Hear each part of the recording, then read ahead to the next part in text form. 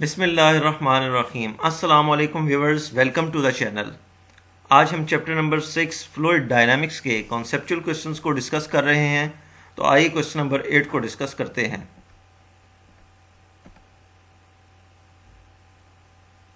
Question number 8, if aerofoil lift the aeroplane in upright position, how do the pilots make the aeroplane fly upside down. Question है कि एरोफॉयल एक aeroplane को upright position में यानी सीधा lift करते हैं, तो फिर पायलट्स एरोप्लेन को अपसाइड डाउन यानी उल्टा कैसे उड़ा लेते हैं। स्टूडेंट, आप सोचते होंगे कि एक एरोप्लेन जो काफ़ी बड़ा होता है और काफ़ी हैवी होता है और बहुत सारे मुसाफिरों और उनके लगेज को लेकर वो हवा में कैसे लिफ्ट हो जाता है, कैसे उड़ लेता है। तो इसका आंसर, इसका राज वो उसके विंग्स, जिन्हें एरोफॉयल कहते हैं, उनकी खास बनावट और बर्नौलीज प्रिंसिपल में है।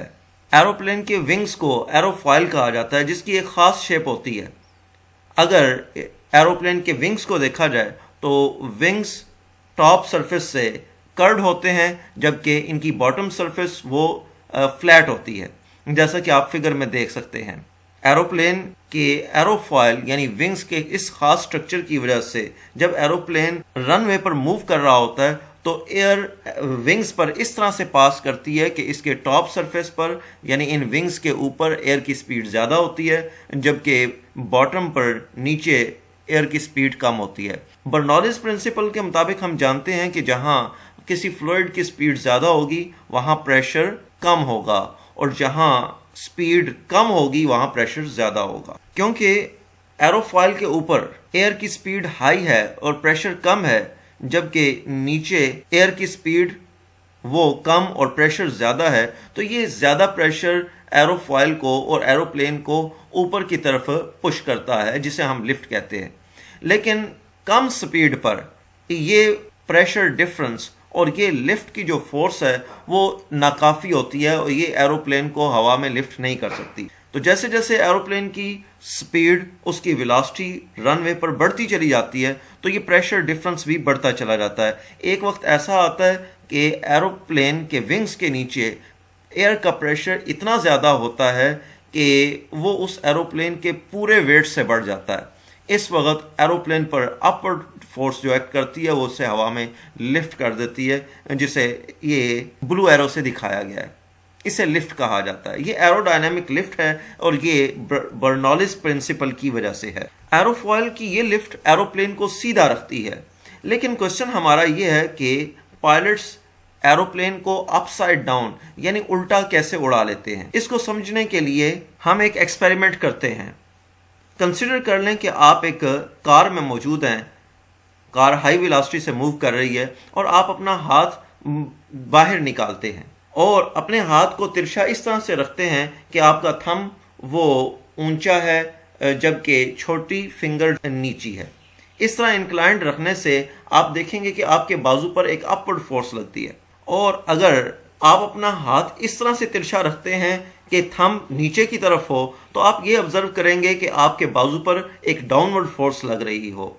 तो हाँ, एरोप्लेन की लिफ्ट की बेसिक रीज़न सिर्फ बर्नौलीज प्रिंसिपल ही नहीं है, बल्कि एरोप्लेन के विंग्स को एक ख़ास एंगल पर तिरछा रखा जाता है, जिसकी वजह से उस पर लिफ्ट एक्ट करती है। उस एंगल को एंगल ऑफ अटैक कहा जाता है। तो हमें यह पता चला कि एरोप्लेन एरोफॉइल्स पर जो लिफ्ट एक्ट कर रही होती है वो दो वजह से होती है। एक बर्नौलीज प्रिंसिपल की वजह से और दूसरा एरोप्लेन के विंग्स को, एरोफॉइल्स को तिरछा रखने की वजह से। सारे एरोप्लेन अपसाइड डाउन यानी इन्वर्टेड फ्लाइट के लिए नहीं बने होते।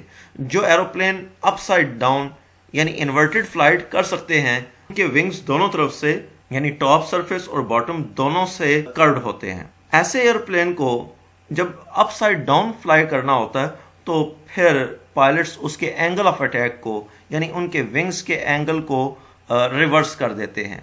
बिल्कुल ऐसे जैसे आपने पहली एग्जाम्पल में, पहले एक्सपेरिमेंट में ये ऑब्जर्व किया कि जैसे हम अपने हाथ का एंगल गाड़ी से बाहर निकालते हुए चेंज करते हैं तो इस पर फोर्स, लिफ्ट की जो फोर्स है वो चेंज होती है।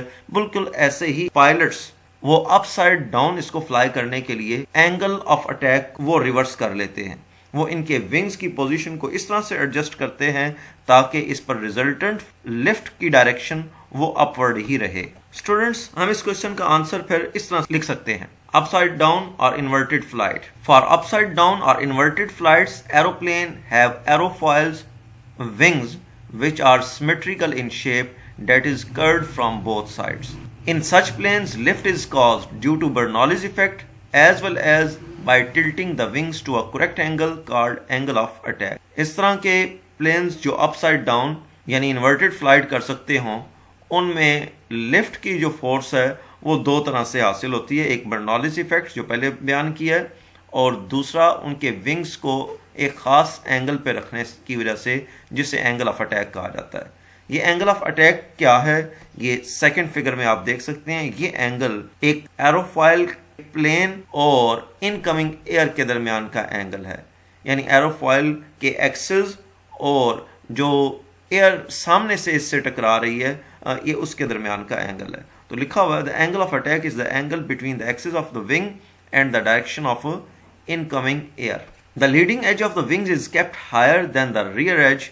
Incoming air strikes below the wing, pushes it upward by Newton's third law and causes the lift. तो ये बताया गया कि जब विंग्स को तिरछा रखा जाता है इस तरह से कि सामने वाला एज, विंग्स का सामने वाला एज वो ऊंचा हो और रियर एज, पीछे वाला एज जो है वो नीचा हो, और अब एयर जब इसके नीचे टकराती है तो एयर डाउनवर्ड डिफ्लेक्ट हो जाती है और विंग के ऊपर अपवर्ड डायरेक्शन में फोर्स एक्ट करती है, जिसे लिफ्ट कहा जाता है। और ये इस वक्त लिफ्ट की जो फोर्स है वो अपवर्ड एक्ट कर रही है, और जब अपसाइड डाउन इसको फ्लाई करना होगा तो फिर इस एंगल को, एंगल ऑफ अटैक को रिवर्स कर लिया जाता है। For inverted or upside down flight, the tilt angle of the aerofoil is reversed. Students, आप जानते हैं कि kites वो भी हवा में फ्लाई करती हैं, लेकिन उनके कोई विंग्स नहीं होते, उनके में एरोफॉइल की तरह की कोई शेप नहीं होती। उनका बेसिक प्रिंसिपल भी ये एंगल ऑफ अटैक है, इसी प्रिंसिपल से लिफ्ट प्रोवाइड कर रही होती। This is the same reason kites fly. Even a perfectly flat winged airplane can fly if it tilts its. Students, उम्मीद है कि आपको इस क्वेश्चन का आंसर समझ आ गया होगा। अगर आपको ये वीडियो अच्छी लगे तो इसे लाइक करें, अपने दोस्तों के साथ शेयर करें और चैनल को सब्सक्राइब करें। Thank you.